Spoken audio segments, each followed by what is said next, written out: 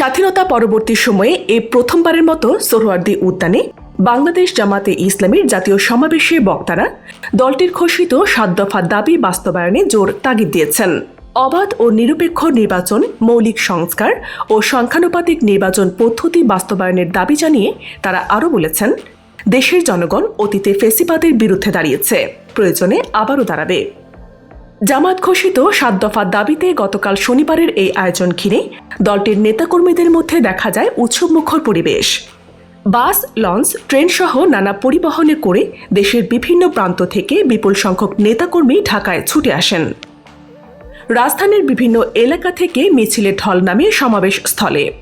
অনেকের পরনে ছিল জামায়াতের লগোযুক্ত টি শার্ট, মাথায় সাদা ফিতা, হাতে দলীয় প্রতীক দাঁড়িপাল্লা।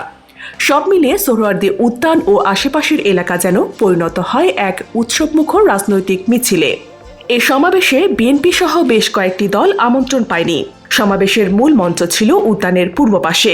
তবে স্থান সংকুলান না হওয়ায় অনেকে আশেপাশের রাস্তায় বসে বড় ডিজিটাল পর্দায় সমাবেশ দেখেন। শাহবাগ মৎস্য ভবন ও ঢাকা বিশ্ববিদ্যালয় এলাকায় এসব ডিজিটাল পর্দা বসানো হয়। সেখানে বসে অনেকেই সমাবেশের বক্তব্য শোনেন। এই আয়োজন ঘিরে রাজধানীর গণপরিবহন চলাচলে প্রভাব পড়ে। সকাল থেকে বাস চলাচল সীমিত ছিল, বিশেষ করে শাহবাগ এলাকায় এ পরিস্থিতি দেখা যায়। ব্যক্তিগত গাড়ি, রিকশা ও অ্যাম্বুলেন্স ছাড়া অন্য কোনো যান চলছিল না। যানজট নিয়ন্ত্রণে ট্রাফিক পুলিশের পাশাপাশি কাজ করেছে জামায়াতের ৬,০০০ স্বেচ্ছাসেবক। রাজধানীর বিভিন্ন এলাকায় ঢাকার বাইরে থেকে আসা জামাত নেতাকর্মীদের বহনকারী বাসের সারিবদ্ধ অবস্থান দেখা যায়।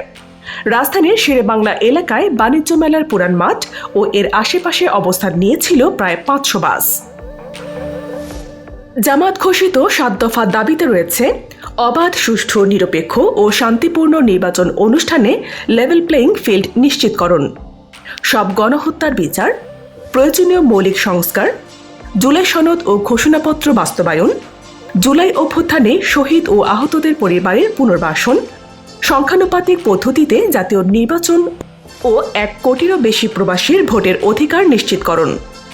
সব খবর পেতে সাবস্ক্রাইব করুন BGN TV 24।